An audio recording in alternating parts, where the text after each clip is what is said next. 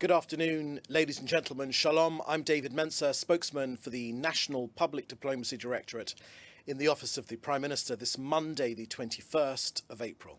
It's day 563 of the October 7th war, 18 and a half months since this country was attacked and our people stolen. A quick update from me and then we'll get to your questions. Please put your questions in the chat together with your name and news outlet, and we'll take your questions at the end. We start today on this Easter Monday and on behalf of Israel extending heartfelt condolences to the Catholic Church and to Christians around the world on the passing of Pope Francis.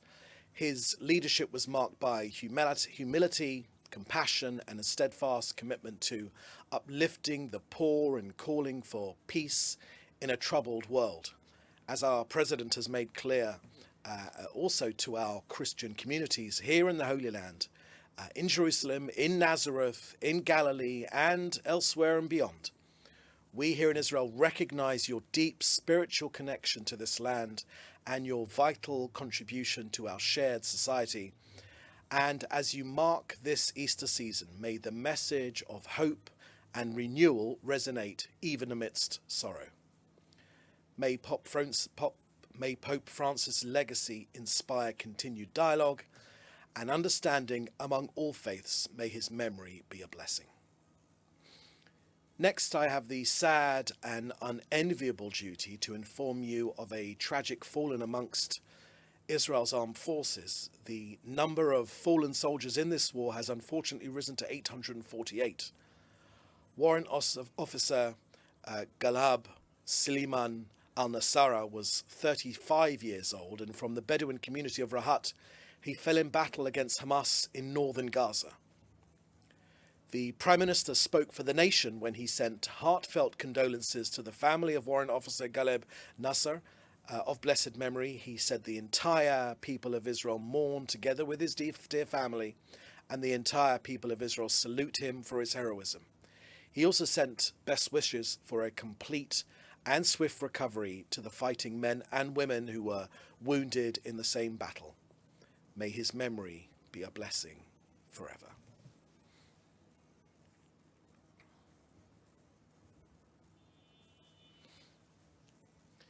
Next to the Gaza emergency vehicles incident, the full findings are available from the IDF and their investigation. I won't repeat all of the findings here, but the bottom line of this incident is that it was a tragic and undesired result of a complex operational situation, as well as some serious faults in the operation of the forces on the ground. The IDF has expressed regret for harm to uninvolved civilians and reaffirmed its commitment to learning from the incident to prevent reoccurrence. In particular, regarding the protection of medical personnel in combat zones, the investigation's findings will be reviewed by the Military Prosecutor's Office. The IDF's Independent General Staff Investigation Mechanism conducted the thorough investigation, and it was based on a field reenactment, video surveillance, soldier interrogations, and intelligence reports. It found that the soldiers acted under pressure in a complex, high-risk environment. The force did not act indiscriminately. Importantly, no evidence was found of execution or desecration of bodies. The investigation found that the forces did not intentionally target medical personnel, but were focused on the immediate threats. You'll be well aware that this is not the first time, by any stretch of the imagination, that Hamas have used medical vehicles as getaway cars to transport weapons and for operational activity. So yes, the investigation found that errors were made in judgment and procedure, but they certainly do reflect Israel's commitment to accountability, even during war. So disciplinary action has been taken against the commander of the brigade, and the deputy commander of the Golani Patrol has been removed from his position due to his role in the incident and failures in accurate reporting.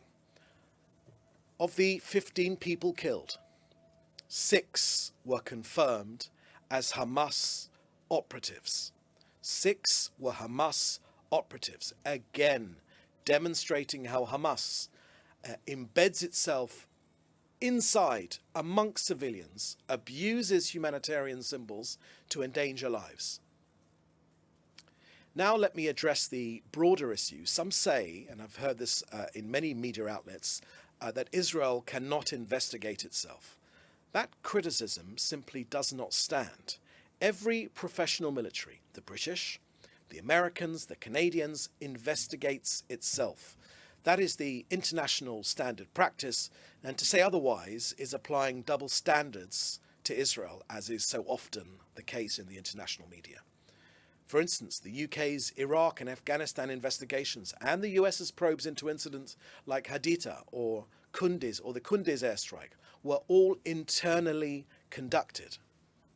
In Israel, our mechanisms are as rigorous as any in the democratic world. We have military investigators, legal oversight, and an independent judiciary. Israel does not shy away from scrutiny. No matter the difficulty, we embrace it because accountability and justice are core to who we are as a country. Next on our nation's struggle to get our hostages home, this weekend, Hamas again rejected a proposal that could have led to the release of half of the remaining hostages, half of the remaining living hostages who are still in Gaza, and as well as the return of many of the deceased. Israel's current intel is that 24 hostages are alive in Gaza. 35 have been killed by Hamas and are still being held as hostage in Gaza. As of today, Israel has returned 196 hostages. Israel has secured the release of 196 hostages, 147 of them alive. No one should be in any doubt that Israel will not conclude this war of redemption until we destroy Hamas in Gaza, return all of our hostages, and ensure that the Gaza Strip will never again constitute a threat to Israel. As for our military action in Gaza against the terrorists, I can share with you in a series of intensified operations, the IDF eliminated Ahmad Mansour, an Islamic Jihad terrorist who had infiltrated Israel and participated in the October 7th massacre. Mansour later directed rocket fire against Israeli civilians. Over the past 72 hours, Israel's Air Force has struck 200 terror targets across Gaza. Amongst those are launch and sniper posts, weapons depots, and terror compounds. Ground forces dismantled terror infrastructure in Rafah, Tel al-Sultan, and Shabora, uncovering weapons caches and eliminating several terrorists.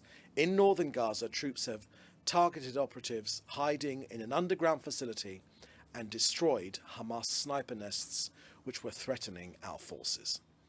Okay, that's the end of our briefing here today. I will now take your questions. Please put them in the chat together with your news outlet, and we will take some of your questions.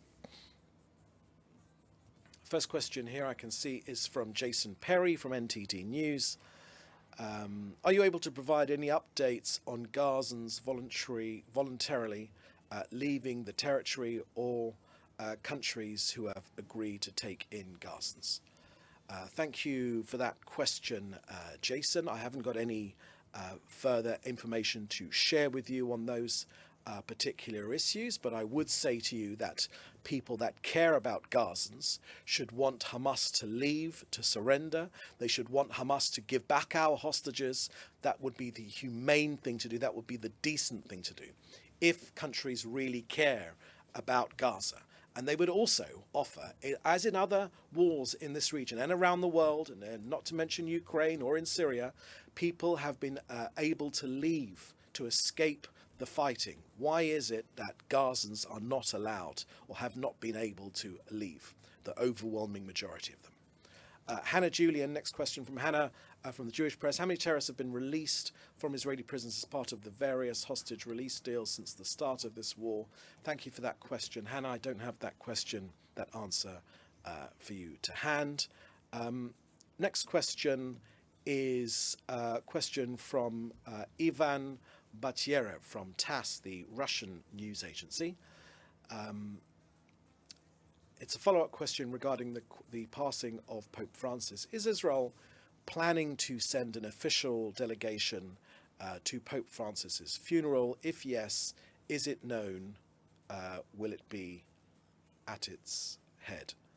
Okay, I'm not sure what you mean that last part of that question. Sorry, is it known who it will be? I think that's who you meant there, Ivan. Thank you, Ivan. I haven't got any information to share with you on that particular issue, but without committing any faux pas, I will imagine that Israel will indeed send a representation to Pope Francis's funeral. Israel does, of course, have relations with the Vatican, and we do, of course, as our president has made clear today, pay tribute to the late Pope's commitment to interfaith dialogue, to relations between Jews and Christians, which were most welcome. So I haven't got any information precisely who it will be, if that's your question, but I have no doubt that Israel will indeed send representation to the funeral. Okay, that's the last question here today. Thank you for joining us.